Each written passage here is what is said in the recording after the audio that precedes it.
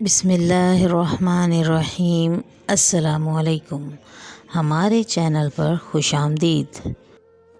انسان تب تک نہیں سیکھتا اور راہ راست پر نہیں آتا جب تک وہ خود کسی حادثے کا شکار نہیں ہو جاتا۔ تجربات انسان کو جینے کا ڈھنگ سکھاتے ہیں، اسے اپنی باقی پوری زندگی گزارنے کے لیے محتاط کر دیتے ہیں، اور نقصان اٹھانے کے بعد ہی انسان اپنے فائدے کو دیکھنا شروع کرتا ہے۔ میری زندگی میں بھی ایک ایسا واقعہ ہوا جس نے میری تمام حسیات کو روشن کر دیا تھا۔ میرے جب سے اس بڑے بنگلے میں نوکری لگی تھی، مجھے تو ایسا لگا تھا کہ میں پرستان میں آ گیا ہوں۔ پریاں میرے آس پاس منڈلاتی پھرتی تھیں اور ان کو دیکھ دیکھ کر میں اپنے دل کو سنبھالا کرتا تھا۔ آخر مجھ میں بھی اب جذبات ابھر رہے تھے، میں بھی جوانی کی دہلیز پر کھڑا تھا۔ کب تک خود کو روک پاتا؟ لیکن یہ پریاں بڑی ہی سنگ دل تھیں، دور دور سے جلوے تو دکھاتی پر کبھی پاس نہ آتی تھی۔ پر آج جب ایک لڑکی میرے پاس آئی تو میرے دل بے قابو ہو گیا۔ اس نے میرا ہاتھ پکڑا اور مجھے کہا کہ میرے ساتھ گھر کے ایک خاص کمرے میں چلو، مجھے تم سے بڑی ضروری بات کرنی ہے۔ اب اس سے زیادہ ضروری بات فی الحال اور کوئی بھی نہیں ہو سکتی تھی۔ مجھے سمجھ آ گیا کہ اس نے کیا بات کرنی ہے۔ میں اس کا ہاتھ پکڑے، دوسرا ہاتھ اپنے دل پہ رکھے اس کے پیچھے پیچھے چل پڑا۔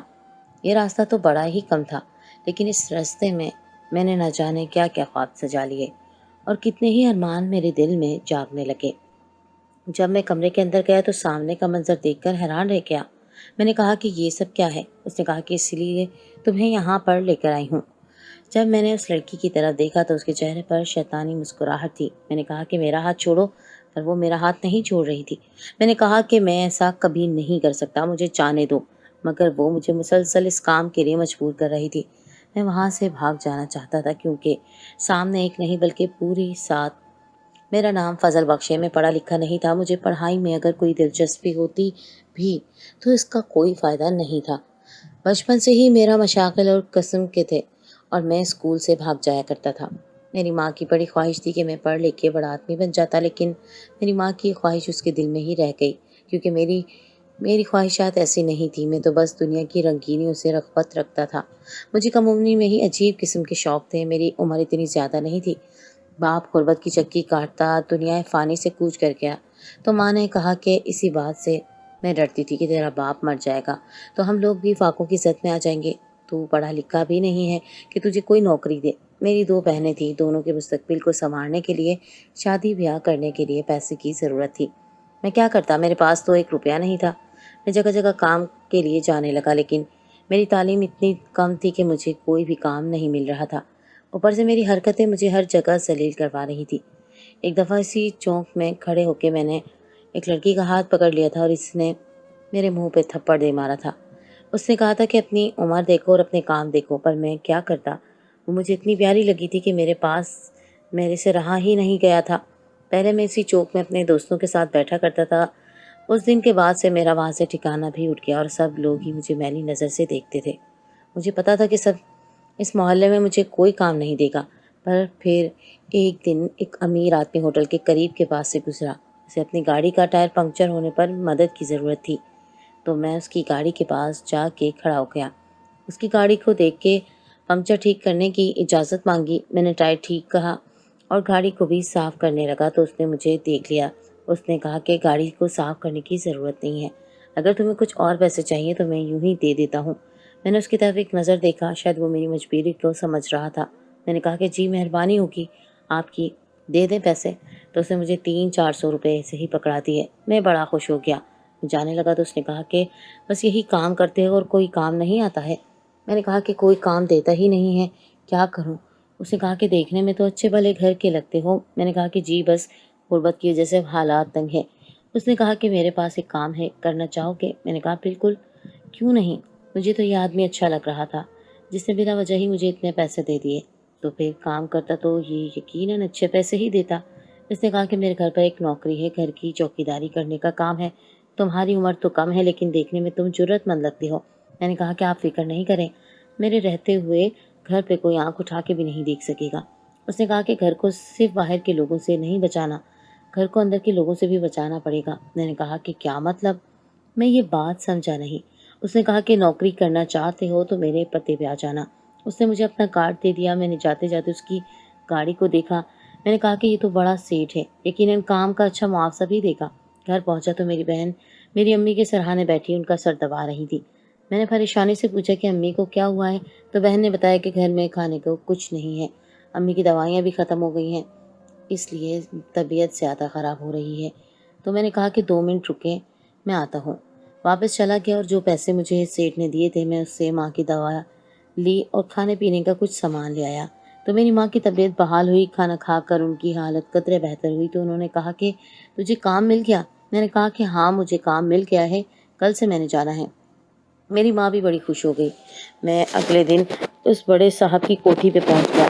گھر تو بہت بڑا تھا اور خوشی اس بات کی تھی کہ گیٹ کے پاس ایک چھوٹا سا کمرہ بھی بنا ہوا تھا۔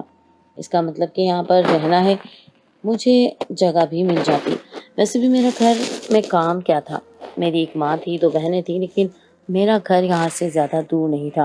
انہوں نے کہا کہ یہاں پر چوکیداری کا کام کرنا ہے اور آنکھیں بہت زیادہ کھلی رکھنے کی ضرورت ہے تمہیں، مہینے کے 12,000 روپے دیں گے۔ میں اس بات پہ بہت خوش ہو گیا، ہمارا اتنا ہی خرچہ تھا۔ میں نے کہا کہ میں کب سے کام پہ آ سکتا ہوں؟ تو انہوں نے کہا کہ چاہو تو آج سے۔ میں نے کہا کہ بس سمجھے کہ میں آ گیا ہوں۔ انہوں نے مجھے پہلے مہینے کی تنخواہ بھی ایڈوانس ہی دے دی۔ انہوں نے کہا کہ دل لگا کے کام کرو گے تو تمہارا بہت فائدہ ہو سکتا ہے۔ شام ہوئی تو میں نے ایک ٹیرس پر دیکھا، ایک بہت ہی خوبصورت لڑکی کھڑی تھی۔ مجھے لگا کہ شاید مجھے کسی خوبصورت لڑکی کا خواب آ رہا ہے، کیونکہ ایسی لڑکیاں تو خوابوں خیالوں میں ہی آ سکتی تھی، لیکن وہ وہیں پہ کھڑی تھی اور آسمان کی طرف دیکھ رہی تھی۔ ہوا چلنے کی وجہ سے اس کی زلفیں اس کے چہرے پر اڑ کر گر رہی تھی، بہت ہی زیادہ خوبصورت تھی۔ تھوڑی دیر کے بعد اسے کوئی اور لڑکی بلانے کے لیے آئی، وہ اس سے بھی زیادہ حسین لگتی تھی، اور ایک لڑکی نیچے کھڑی تھی جو ان دونوں کو آواز دے رہی تھی۔ جب میں نے اس کو دیکھا تو میں حیران رہ گیا، یہ تینوں لڑکیاں بہت ہی زیادہ پیاری تھیں۔ مالی اپنا کام کر رہا تھا۔ جب میں نے مالی سے پوچھا کہ یہ تینوں کون ہیں تو اس نے کہا کہ یہ گھر کی مالکن ہیں، بڑی صاحب کی بیٹیاں ہیں۔ میں نے کہا کہ اچھا، اب میں سمجھا کہ یہ اتنی زیادہ خوبصورت کیوں تھی۔ امیر لوگ تو خوبصورت ہی ہوتے ہیں، اپنا خیال جو رکھتے ہیں۔ وہ تینوں کہیں جا رہی تھی، گاڑی لے کر نکل گئی۔ انہوں نے ایک نظر میری طرف دیکھا، شاید سوچا ہوگا کہ میں کون ہوں، کیونکہ میں یہاں پر پہلے نہیں تھا، لیکن اس سے زیادہ میرے بارے میں کچھ نہیں سوچا ہوگا، اور سوچیں بھی کیوں، میں تو اس گھر کا نوکر تھا اور کچھ نہیں۔ جب ایسے انسان کسی کو پسند کرتا ہے تو اسے غلط فہمی ہوتی ہے، وہ سوچتا ہے کہ اگر میں اس کے بارے میں سوچ رہا ہوں تو شاید وہ بھی میرے بارے میں سوچ رہا ہوگا، لیکن ہر دفعہ ایسا نہیں ہوتا۔ میری عمر ہی ایسی تھی کہ میں خواب خیال میں رہنے والا لڑکا تھا، اور پھر یہ لڑکیاں اتنی زیادہ خوبصورت تھیں کہ ان کو دیکھ کے کسی کا بھی ایمان ڈگمگا سکتا تھا۔ مجھے تو ایسا لگتا تھا کہ میں پرستان میں آ گیا ہوں اور یہ پریاں ہیں۔ ان کے ہنسنے کی، مسکرانے کی، کلکاریاں مارنے کی آوازیں میرے کانوں میں گونجتی تھی۔ ان کی آوازیں سن کے میرا دل کچلنے لگتا تھا، لیکن اپنے دل کو سمجھا کر ہی رہ جاتا۔ ایک دن ان کے والد صاحب لان میں بیٹھے تھے، اور اسی لیے میں اپنے کام کو اس طرح سے کرنے کی کوشش کر رہا تھا کہ جیسے بڑی محنت سے کر رہا ہوں۔ انہوں نے مجھے تھوڑی دیر بعد اپنے پاس بلا لیا اور کہا کہ بیٹھو اور میرے لیے بھی چائے منگوا لی۔ وہ اچھے انسان تھے۔ انہوں نے کہا کہ میرے گھر میں کچھ پرانا سامان پڑا ہے، اگر تمہیں ضرورت ہو تو لے جانا۔ میں نے سامان کی طرف دیکھا تو میرا منہ کھلا کا کھلا رہ گیا۔ یہ سامان تو بالکل بھی پرانا نہیں تھا۔ میں نے کہا کہ صاحب آپ کا یہ سامان تو اچھے پیسوں میں نکل سکتا ہے، لیکن انہوں نے کہا کہ ہاں، لیکن اگر تمہیں چاہیے تھا تم لے جا سکتے ہو۔ میں نے کہا کہ مجھے کیوں نہیں چاہیے ہوگا، میں تو غریب آدمی ہوں۔ اس نے کہا کہ غریب لوگ وفادار ہوتے ہیں، اسی لیے تمہیں کام پہ رکھا ہے۔ تھوڑی دیر کے بعد اس کی تینوں بیٹیاں بھی وہاں پر آ گئیں۔ میں زمین سے اٹھ کے ایک طرف ہاتھ جوڑے کھڑا ہو گیا۔ اس میں سے ایک لڑکی نے کہا کہ آپ کو یہ نیا نوکر تو بڑا تمیز والا ہے۔ سیٹھ صاحب نے کہا کہ ہاں، تمیز والا بھی ہے اور اچھے خاندان سے بھی ہے۔ اچھے خاندان کے لوگوں میں ایسے ہی تمیز ہوتی ہے۔ اللہ تم لوگوں کو بھی تمیز دے۔ تم لوگوں کا بھی خاندان اچھا ہے، لیکن تم لوگوں نے تو سب کچھ بھلا کر ہی رکھ دیا ہے، ساری شرم و حیا بھول گئی ہو۔ انہوں نے تو میرے سامنے ہی ان کی بے عزتی کر دی۔ مجھے لگا کہ وہ اس بات کو محسوس کر جائیں گی، اور میں دل ہی دل میں یہ بھی سوچنے لگا کہ سیٹھ صاحب نے اچھا نہیں کیا، پر ان کو اس بات کی کوئی پرواہ نہیں تھی۔ ایسا لگتا تھا کہ انہوں نے محسوس ہی نہیں کیا۔ کیا انہوں نے کہا کہ ہمیں گاڑی دے دیں، ہم نے لانگ ڈرائیو پر جانا ہے، تو صاحب نے فوراً منع کر دیا اور کہا کہ کوئی گاڑی نہیں ہے، آرام سے بیٹھ جاؤ، شام ہو چکی ہے، اب اس کے بعد تم لوگوں نے کہاں جانا ہے، ابھی جاؤ گی تو واپس کب آؤ گی؟ اور لوگوں کو یہ بات بہت بری لگی، پر وہ واپس چلی گئی۔ میں نے کہا کہ آپ کی بیٹیاں بہت اچھی ہیں۔ سیٹھ صاحب نے مجھے اچانک دیکھا۔ میں نے کہا کہ اچھی تربیت کی لگتی ہیں۔ میرے منہ سے بات نکل گئی تھی، اب مجھے بات کو کور کرنا تھا۔ انہوں نے کہا کہ مجھے پتا ہے تم کیا کہنا چاہتے ہو، وہ صرف شکل و صورت کی اچھی ہیں، تربیت کی نہیں، اور میں نے تم سے ایک ضروری بات کرنی تھی کہ تمہیں چوکیداری پہ اس لیے رکھا ہے کہ تم جوان ہو، تمہیں اپنی آنکھیں کھلی رکھنی ہیں، میری بیٹیوں پہ نظر بھی رکھنی ہے، کس کے ساتھ آتی ہیں کس کے ساتھ جاتی ہیں یہ سب کچھ تمہیں پتہ ہونا چاہیے۔ اگر کسی لڑکی کے ساتھ بھی آئیں تو اس لڑکی کا چہرہ بھی یاد رکھ لینا، کیونکہ میں کبھی بھی تم سے رپورٹ لے سکتا ہوں۔ انہوں نے تو مجھے ایسی ذمہ داری دی تھی کہ جیسے بڑی ضروری بات ہے۔ شاید ان کو اپنی بیٹیوں پہ بھروسہ نہیں تھا، اور وہی ہوا کہ سیٹھ صاحب نے تو ان کو گاڑی نہیں دی، لیکن تھوڑی دیر بعد وہ گاڑی لیے دروازے پہ آ گئے اور مجھے کہا کہ دروازہ کھولیں۔ میں نے کہا کہ آپ کو تو گاڑی نہیں دی تھی، پھر آپ نے گاڑی کہاں سے لی؟ لگتا ہے انہوں نے چابیاں اٹھا لی تھی، کیونکہ ان کی شکلوں سے یہ لگ رہا تھا کہ وہ کوئی بات چھپا رہی ہیں۔ میں نے کہا کہ آپ ادھر ہی رکیں۔ میں سیٹھ صاحب کو فون کرنے لگا تو ایک لڑکی نکل کر میرے پاس آ گئی اور اس نے کہا کہ خبردار، جو تم نے ابو کو فون کیا تو تمہارا کام ہے دروازہ کھولنا، دروازہ کھولو، ہم نے جانا ہے، جلدی کرو۔ اس نے مجھے 5,000 کا نوٹ پکڑانے کی کوشش کی اور میں نے نوٹ پیچھے کر دیا۔ میں نے کہا کہ میں اپنی وفاداری 5,000 تو کیا 5 کروڑ میں بھی نہیں بیچوں گا۔ میں نے کہا کہ نہیں، میں پہلے سیٹھ صاحب سے پوچھ لوں کہ آپ لوگوں کے لیے دروازہ کھولوں یا نہیں۔ انہوں نے کہا کہ دفع ہو جاؤ پیچھے، اور خود ہی دروازہ کھولنے کی کوشش کرنے لگی، لیکن دروازے کو تالا لگا ہوا تھا اور چابی میرے پاس تھی۔ چھوٹا سا دروازہ ہی کھلا ہوا تھا جس سے لوگ آنا جانا کرتے تھے، اور اس میں سے وہ گاڑی سمیت تو نہیں نکل سکتی تھی۔ انہوں نے کہا کہ چابی دیتے ہو یا نہیں؟ میں نے کہا کہ نہیں۔ انہوں نے مجھے کھا جانے والی نظروں سے دیکھا اور کہا کہ یہ تو بڑا ہی بدتمیز ہے۔ میں نے فون اٹھایا تو انہوں نے کہا کہ رہنے دو، کوئی ضرورت نہیں ہے فون کرنے کی، ہمارا پلان رہ گیا ہے، ہم واپس جا رہے ہیں۔ اس کا مطلب یہی تھا کہ وہ اپنے باپ کو بتائے بغیر اب چوری چھپے جا رہی تھی، تبھی تو گاڑی کو اتنی کم رفتار میں چلا کے لائی تھی تاکہ شور نہ کرے، جبکہ جگہ تو یہاں کافی کھلی تھی۔ خیر وہ واپس چلی گئی۔ میں نے پھر بھی فون کر کے سیٹھ صاحب کو یہ بات بتا دی، کیونکہ میں اپنے نمبر بنانا چاہتا تھا۔ انہوں نے کہا کہ بہت اچھا کیا تم نے، بس اسی طرح مجھے بتا دیا کرو، یہ کوئی ٹائم نہیں ہے باہر جانے کا۔ 2 دن بعد سیٹھ صاحب کی طبیعت بہت خراب ہو گئی۔ انہوں نے مجھے فون کیا اور میں نے فوراً ان کے کمرے میں چلا گیا۔ میں نے کہا کہ میں ڈاکٹر کو بلا کے لاتا ہوں۔ انہوں نے کہا کہ دراز میں دوائی پڑی ہے، بس وہ مجھے دے دو۔ میں نے ان کو دوائی دے دی اور مجھے یہ بھی کہا کہ تھوڑی دیر یہیں پر بیٹھ جاؤ، کہیں میری طبیعت پھر سے خراب نہ ہو جائے۔ میں حیران تھا کہ ان کی 3 جوان بیٹیاں ہیں، ان کو کیوں نہیں بلاتے؟ وہ بھی تو پریشان ہوں گی کہ ان کے باپ کی طبیعت خراب ہے۔ میں نے یہ بات کر دی تو انہوں نے کہا کہ ان کو کوئی سروکار نہیں میری بیماری سے۔ میں یہ بات سن کر ہکا بکا رہ گیا۔ میرے باپ کے آخری ایام میں میری بہنوں نے ان کی خدمت میں دن رات ایک کر دیے تھے، جبکہ سیٹھ کی بیٹیوں کا مزاج ہی نہیں ملتا تھا۔ سیٹھ صاحب کہنے لگے، پہلے دن سے دولت نہیں دیکھی تھی، خود سب کچھ کمایا ہے، لیکن وہ امیر باپ کی بیٹیاں ہیں، پہلے دن سے انہوں نے دولت دیکھی ہے، ان کو کیا پتا تنگی کیا ہوتی ہے، بھوک کیا ہوتی ہے۔ وہ تو بس زندگی کے مزے لوٹنے کے لیے آئی ہیں، میری صحت سے بھی انہیں کوئی سروکار نہیں ہے۔ مجھے اپنی بیٹیوں پہ شک ہے، مجھے لگتا ہے کہ ان سب کا کسی کے ساتھ تعلق ہے، مجھے لگتا ہے کہ میری بیٹیاں زنا کاری میں ملوث ہیں۔ میں یہ بات سن کر حیران رہ گیا۔ میں نے کہا کہ نہیں، ایسا نہیں ہو سکتا، آپ کی بیٹیاں ہیں، آپ کا خون ہے ان کے اندر۔ اس نے کہا کہ بات صرف خون کی نہیں، تربیت کی ہوتی ہے، اور ان کی ماں بھی ایسی ہی تھی۔ اس کو بھی زندگی سے اور کوئی مطلب نہیں تھا، اس کی زندگی کا کوئی مقصد نہیں تھا، بس پیسے اڑاتی تھی، مزے کرتی تھی، شاپنگ کرتی تھی۔ اس نے ان کی تربیت ایسی کی ہے کہ اس نے ان کے دماغ میں یہ بات ڈالی ہے کہ کچھ بھی ہو جائے اپنی زندگی کو جینا اور اپنی آزادی کو ختم نہ کرنا۔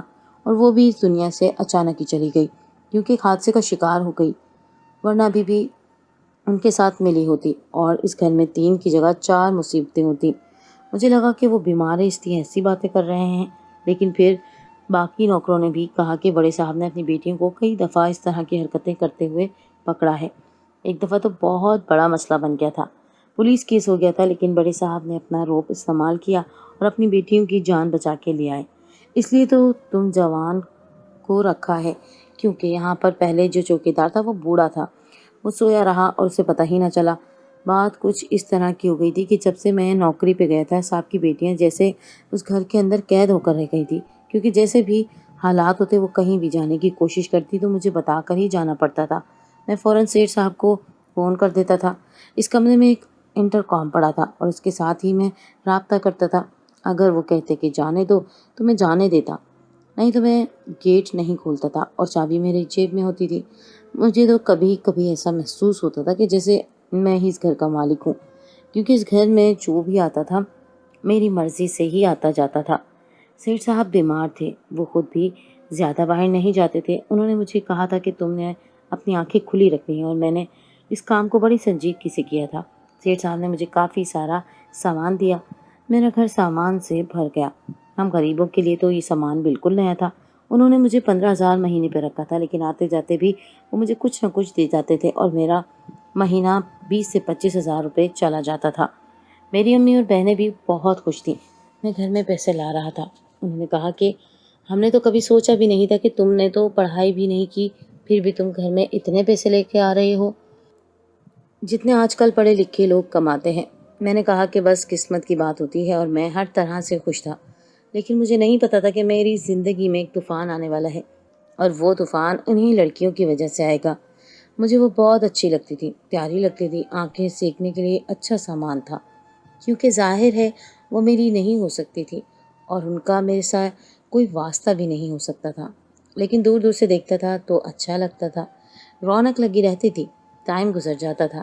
ورنہ ایک چوکیدار کے پاس کرنے کے لیے ہوتا ہی کیا ہے، میں فون بھی استعمال نہیں کرتا تھا اور میرے پاس بڑا والا فون ویسے بھی نہیں تھا۔ اب ان لڑکیوں نے باہر آنا جانا بہت کم کر دیا، ان کی بڑی والی بہن نے تو بالکل ہی باہر آنا جانا کم کر دیا تھا۔ وہ سب سے زیادہ خوبصورت تھی۔ مجھے سیٹھ صاحب نے کہا کہ جب سے تم آئے ہو لگتا ہے یہ بھی سیدھی ہو گئی ہے، ظاہر ہے کہیں جائیں گی نہیں تو کچھ غلط بھی نہیں ہوگا، گھر میں رہیں گی تو محفوظ رہیں گی۔ کچھ لوگ ایسے ہوتے ہیں جن کو قید کر کے رکھنا پڑتا ہے، اسی میں ان کی بھلائی ہوتی ہے، اور باقیوں کی بھی بات بہت عجیب تھی، لیکن میری بیٹیاں اسی قابل ہیں۔ 10 دن اسی طرح گزر رہے تھے۔ ایک دن شام کا ٹائم تھا، سیٹھ صاحب بھی گھر پر نہیں تھے اور میں گیٹ کے آگے ہی بیٹھا تھا۔ آج موسم بھی کچھ پریشان سا لگ رہا تھا۔ سنا تھا کہ آج پورے ملک میں ہڑتال ہے اور ساری چیزیں بند ہو چکی ہیں، نیٹ ورک بھی نہیں آ رہا تھا، اس لیے آج کا دن بڑا ہی بورنگ تھا، گزر ہی نہیں رہا تھا۔ صاحب بھی گھر بیٹھے بیٹھے بور ہو گئے تھے تو وہ اپنے ایک دوست کے گھر چلے گئے۔ ان کے پاس تو اپنی گاڑی تھی، تو آج ٹرانسپورٹ کی تھی، ہڑتال تھی۔ خیر سے بیٹھا ہی تھا کہ ان کی چھوٹی بیٹی میری طرف آنے لگی۔ میں نے کہا کہ اب اس کو کیا ہو گیا؟ ضرور کوئی کام کرنے آئی ہوگی، کیونکہ آج نوکر بھی چھٹی پہ تھا اور شاید اس نے کچھ منگوانا تھا، لیکن میں نے سوچ لیا تھا کہ میں نہیں جاؤں گا، یہ لوگ مجھ سے جان چھڑوانے کے لیے کوئی پلان بنا رہی ہیں، مجھے کمرے میں لے جائیں اور بعد میں کہیں کہ اس نے تو ہماری عزت پر حملہ کر دیا ہے اور مجھے نوکری سے نکال دیا جائے۔ اگر میں نوکری سے نکل جاتا تو میں تو برباد ہو جاتا، میرا گھر بھی چل رہا تھا اور میری عزت بھی بنی ہوئی تھی۔ میں نے کہا کہ نہیں میں کمرے میں نہیں آؤں گا، تو وہ مجھے زبردستی کمرے میں لے گئی اور سامنے کا منظر دیکھ کے میں حیران رہ گیا۔ اس کی بڑی بہن کسی لڑکے کے ساتھ کمرے میں موجود تھی، شاید وہ اس لڑکی کا دوست تھا۔ اس کا مطلب کہ سیٹھ صاحب کی بات بالکل ٹھیک تھی۔ انہوں نے مجھے تجوری سے کچھ کاغذات اٹھا کر لانے کو کہا۔ وہ لڑکیاں اپنے ہی گھر میں ڈاکہ ڈالنے کا پروگرام بنا رہی تھیں اور میں جانتا تھا کہ تجوری والی سائٹ پر کیمرے نصب کیے گئے تھے۔ یقیناً سارا الزام مجھ پر آنا تھا۔ میں نے چالاکی سے کمرے سے نکل کر تجوری والے ایریا کی طرف آیا اور سیٹھ صاحب کو فون کر کے سب کچھ بتا دیا۔ جیسے ہی سیٹھ صاحب آئے، اس لڑکے کو پکڑنے کے لیے سیکورٹی ہائی الرٹ کر دی، مگر وہ اس قدر ہوشیار تھا کہ بدلے میں ان لڑکیوں کی بڑی بہن کو ہی موہرا بنا لیا اور اس کی گردن پر چاقو رکھ دیا۔ سیٹھ صاحب اور ان کی بیٹیوں کے پیروں تلے زمین نکل گئی اور یوں دیکھتے ہی دیکھتے اس نے سیٹھ صاحب کی بڑی بیٹی کی گردن پر چاقو سے وار کر دیا۔ سیٹھ صاحب کی بڑی بیٹی تڑپ کر نیچے گری اور ملزم موقع ملتے ہی فرار ہو گیا۔ سیٹھ صاحب اس منظر کی تاب نہ لاتے ہوئے گر کر بے ہوش ہو چکے تھے۔ وہ لڑکیاں مجھ سے معافی مانگ رہی تھیں اور مدد کے لیے کہہ رہی تھیں، اللہ کے نام پر مدد کر دو۔ میں نے کہا کہ تم لوگوں نے الٹے کام کیے ہیں، اب اللہ کے نام پہ مدد مانگ رہی ہو؟ اس نے کہا کہ الٹے کام کیے ہیں تو ہم سزا کے حقدار ضرور ہیں، لیکن یہ بات تو غلط ہے نا کہ ہماری جان چلی جائے، ہماری بڑی بہن ہے، یہ مر جائے گی، اس کو کچھ ہو جائے گا، پھر تم بڑے صاحب کو کیا جواب دو گے؟ میں نے کہا کہ ٹھیک ہے، میں دوسری گاڑی نکال دیتا ہوں۔ دوسری گاڑی کو نکالا تو ہم اس لڑکی کو ہسپتال لے گئے۔ ہسپتال گئے تو پتہ چلا کہ وہ ماں بھی بننے والی تھی، لیکن ابھی بہت شروع کے دن تھے اور وہ بچے کو ختم کرنا چاہتی تھی، اس لیے اس نے کوئی دوائی کھانا بھی شروع کر چکی تھی، جس کی وجہ سے اس کی حالت بہت ہی بری ہو گئی تھی۔ گردن پر چاقو گہرائی میں گھونپ دیا گیا تھا۔ اس کی حالت اتنی بگڑ گئی کہ سیٹھ صاحب کو بھی ہوش آنے پر حقیقت بتا دی۔ میں نے ان کو حقیقت بتا دی، وہ پریشان ہو گئے اور باقی سارا کچھ بھول گئے، اور اس بات کے لیے پریشان ہو گئے کہ کہیں ان کی بیٹی کی جان ہی نہ چلی جائے۔ ڈاکٹر نے کہا کہ آپ کی بیٹی کا حال بہت برا ہے، اس نے اپنے ساتھ جو کیا بہت برا کیا، پتہ نہیں کون سی دوائیں کھا لی، وہ بھی ایسے وقت پہ جب اسے نہیں کھانی چاہیے تھی، اور شہرت کر چکی تھی۔ ہم شاید اس کو نہ بچا پائیں، آپ لوگ تھوڑی دیر کے لیے اس کے پاس بیٹھ جائیں، وہ آپ لوگوں کو بلا رہی ہے۔ یہ لوگ اندر چلے گئے اور اندر سے رونے کی آواز آنے لگی۔ وہ معافی مانگ رہی تھی کہ مجھے معاف کر دو، میں نے بہت غلط کیا، میں نے اپنی حدود کو پار کر کے بالکل بھی اچھا نہیں کیا۔ اپنی بہنوں کو بھی سمجھا رہی تھی کہ اللہ نے حسن دیا ہے تو اس پہ غرور مت کرو، الٹے سیدھے کام نہیں کرو، اپنی حدود میں رہو۔ عورت جب تک اپنی حد میں رہتی ہے تبھی محفوظ رہتی ہے۔ تھوڑی دیر کے بعد اس کی طبیعت زیادہ خراب ہونے لگی تو انہوں نے ان لوگوں کو باہر نکال دیا، اور 15 منٹ کے بعد جب ڈاکٹر باہر آیا تو اس نے کہا کہ ہم آپ کی بہن کو نہیں بچا پائے، وہ اس دنیا میں نہیں رہی، اس کا اتنا زیادہ خون ضائع ہو گیا تھا کہ اس کی جان چلی گئی۔ دونوں بہنیں بری طرح سے رونے لگی اور سیٹھ صاحب بھی اپنا سر پکڑے بینچ پر بیٹھ گئے۔ میں ان کو تسلی دینے لگا، انہوں نے کہا کہ برے کام کا انجام برا ہی ہوتا ہے۔ لاکھ سمجھاتا تھا میں ان کو، ایسا بھی کون سا حسن آ گیا تھا ان پہ جو ان سے سنبھالا نہیں جا رہا تھا۔ وہ دونوں لڑکیاں سیٹھ صاحب کے قدموں میں بیٹھ گئیں اور انہوں نے کہا کہ ہمیں معاف کر دیں، ہم دوبارہ ایسی کوئی حرکت نہیں کریں گی۔ ہمیں بڑا افسوس ہے، ہم نے سبق سیکھ لیا ہے، ہماری اتنی پیاری بہن اس دنیا سے چلی گئی، اب وہ کبھی ہمارے پاس نہیں آئے گی۔ سیٹھ صاحب نے ان کے سر پہ ہاتھ رکھا، اس کا مطلب یہی تھا کہ انہوں نے معاف کر دیا۔ اس کے بعد سے وہ دونوں بہنیں بہت ہی اچھے طریقے سے رہتی تھیں۔ انہوں نے سارے الٹے سیدھے کام چھوڑ دیے تھے اور اب حجاب پہننا بھی شروع کر دیا تھا۔ ایک بہن گواہ کے ہی صحیح پر انہوں نے اپنا سبق سیکھ لیا تھا۔ میں بھی وہیں پہ کام کرتا ہوں اور میرا گھر بھی اچھے طریقے سے چل رہا ہے، میں بھی کسی کو میلی نظر سے نہیں دیکھتا، کیونکہ مصیبت کبھی بھی کسی پہ بھی آ سکتی ہے۔ مجھے بھی اس واقعے سے بہت بڑا سبق ملا تھا۔ یقیناً اللہ کی حدود انسان کے فائدے کے لیے ہیں، انسان کو انہیں عبور نہیں کرنا چاہیے، ورنہ وہ سخت نقصان اٹھاتا ہے۔ نامحرم کبھی دوست اور خیر خواہ نہیں ہوتا، وہ قبر کا سانپ ہوتا ہے یا جہنم کا انگارہ۔